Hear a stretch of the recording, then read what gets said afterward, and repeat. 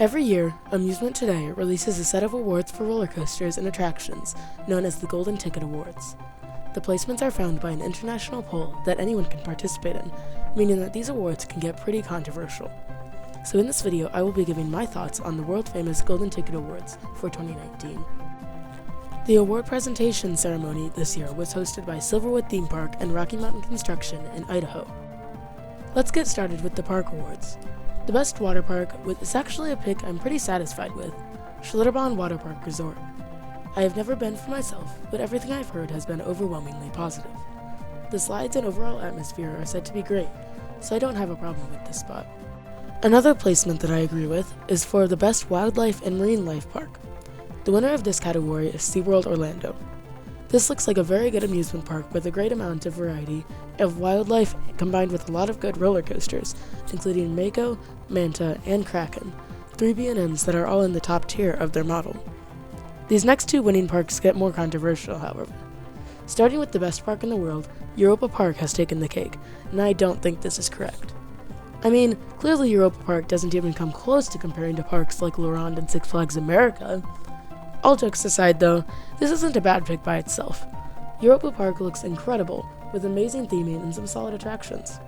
What really bothers me about this award is that Cedar Point came in third, falling behind both Europa and Dollywood. Sure, Dollywood looks great, but in my opinion it doesn't compare to the Point. I'm not gonna lie, I really didn't like this placement at all, and I'm not even a Cedar Point fanboy. The second pick I disagree with is for the Best Family Park Award, and Dutch Wonderland was the winner. I don't agree with this pick at all. In my opinion, the park looks just okay.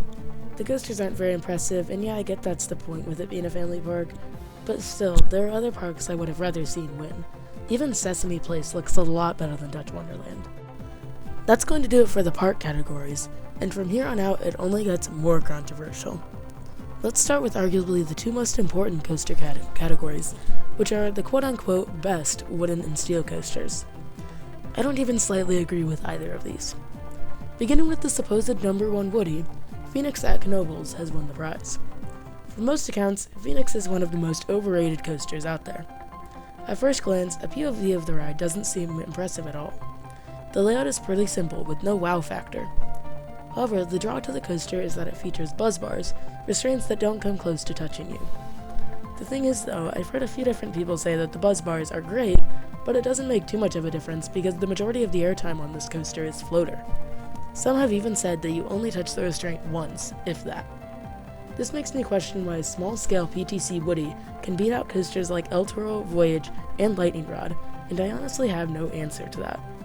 I think all three of the coasters I just mentioned look far better than Phoenix. Moving on though, before I go into a full rant, Fury 325 has won Best Steel Coaster. This is the only coaster I have ridden that was ranked highly in the awards, and so from personal experience, I can say that it absolutely does not deserve this award. Fury is actually my number one coaster, and it is an incredible ride, but when other coasters such as Intimidator 305, Age of Nyka, and DC Rivals exist, I can't help but ask myself how a coaster whose only real draw is sheer speed is better than coasters with crazy airtime, intensity, or even both. The Hornet-themed ride just isn't the best steel coaster in the world, sorry. The next two categories involving coasters are both about new for 2019 rides. Voted the best new coaster of 2019 is the Steel Curtain at Kennywood, and yet again, I disagree. Steel Curtain has the most inversions on any coaster in North America as of now, and while that is a cool record, especially for GP, other coasters that look way better also opened this year.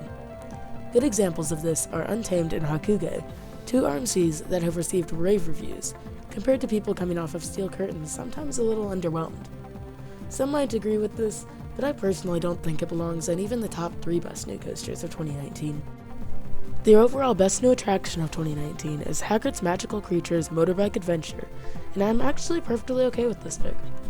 Hagrid's looks like a very fun ride with amazing theming throughout, awesome onboard audio, 7 launches, and a great looking layout. There even appear to be a few moments of solid positive G-forces. So for the category of best attraction, I think Hagrid's fits the bill, as it packs just about everything a good roller coaster needs into it. Now that we've made it through the two main award categories, let's move on to some more all over the place ones, beginning with the best water park ride. Wildebeest at Splash and Safari took this one, and I find it completely fair. From all accounts, Wildebeest is a very fun water coaster that even features some airtime, so it's definitely a slide you don't want to miss on your next visit to Holiday World and Splash and Safari.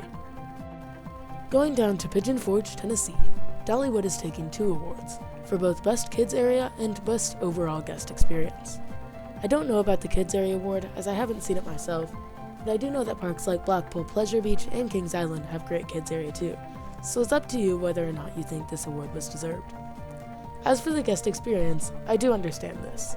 From what I have heard, the employees are typically very nice, and the theming and atmosphere of the park is great.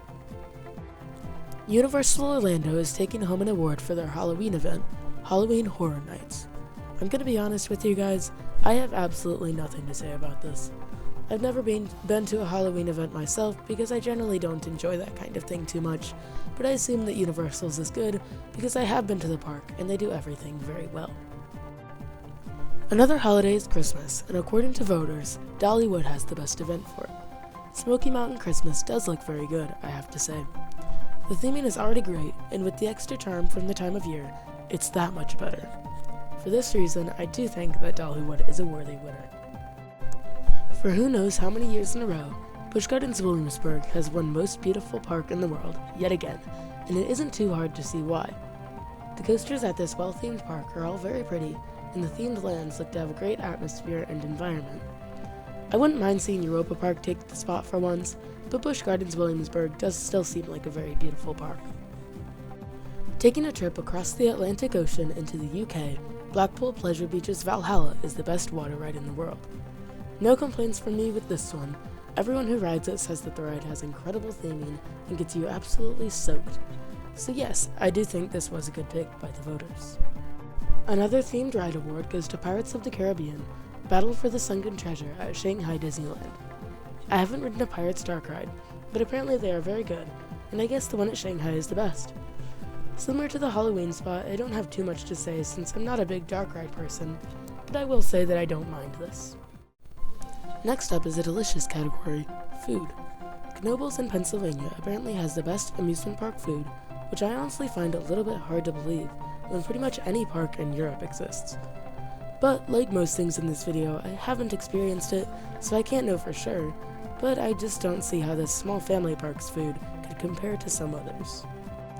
Families need things to do at amusement parks just as much as thrill seekers do, and who better at providing family fun than Disney? Recently, Galaxy's Edge opened to the public at Disneyland, and with it Smuggler's Run, which is voted the new best family attraction of 2019. And yet again, I don't mind this.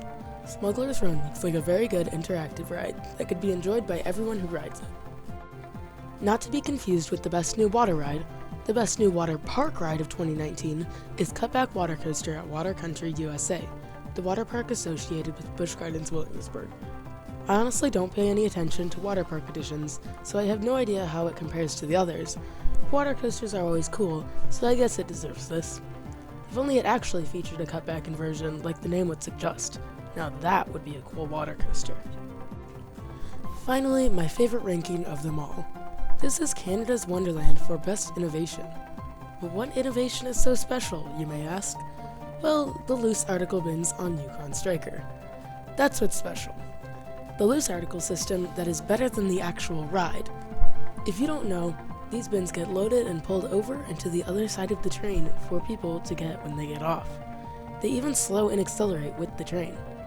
The real question for enthusiasts, though, is if I get on the bin, is it a coaster credit? I'll leave that up to you, but if you argue with this placement, you're wrong. Now it has come time for me to address the thumbnail of this video. Do the Golden Ticket Awards pass, or are they trash? Personally, I found them, for the most part, to be trash. But really, that's a very opinion-based question, and I can't change what you think. Also, if any voter happens to be watching this, I'd be interested to know what you voted for compared to the final results. But anyway, that's going to be it for this video of my thoughts on Amusement Today's annual Golden Ticket Awards. If you are new, please make sure to like, comment, and subscribe, and I will see you guys next time. Bye.